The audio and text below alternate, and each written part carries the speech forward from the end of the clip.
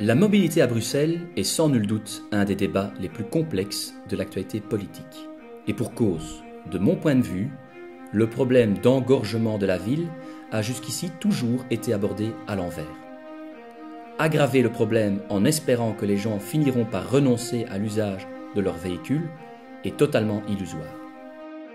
Pour moi, il est primordial de d'abord offrir des alternatives concrètes et efficientes et d'ensuite conscientiser et sensibiliser les citoyens. Aucun changement de cette envergure ne s'est fait du jour au lendemain. Et placer les gens devant des faits accomplis n'est clairement pas la solution. Et si on arrêtait d'imaginer et qu'on se projetait concrètement dans le cœur du problème? À Berchem-Sainte-Agathe, l'avenue Charles-Quint, qui est l'un des 6 principaux axes routiers pénétrant dans Bruxelles, est embouteillée à toute heure de la journée, peu importe le jour.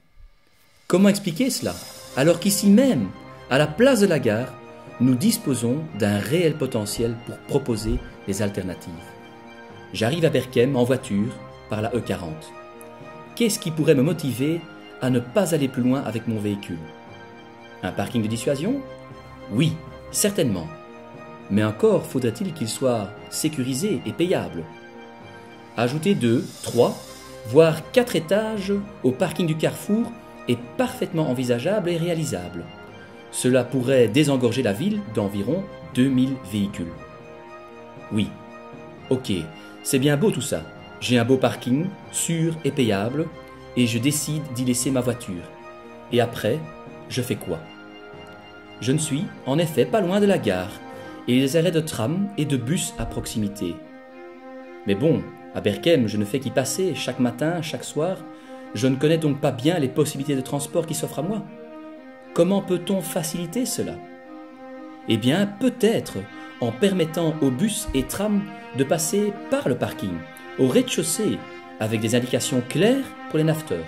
N'oublions pas que des vélos partagés, avec ou sans aide électrique, sont également à disposition. Oui, là, j'y vois déjà plus clair. Je peux laisser mon véhicule et sans perdre de temps, des alternatives sont à ma disposition pour rejoindre mon lieu de travail. Et en plus, je réduis mon empreinte écologique. Je suis prêt pour le changement. Si de cette manière, nous parvenons à initier ce changement, le nombre de voitures arrivant dans Bruxelles pourra considérablement être réduit, ce qui permettra ensuite de redistribuer l'espace public de manière équitable. Et ceci n'est qu'un premier pas vers un futur que l'on voudrait sans voiture privée en ville.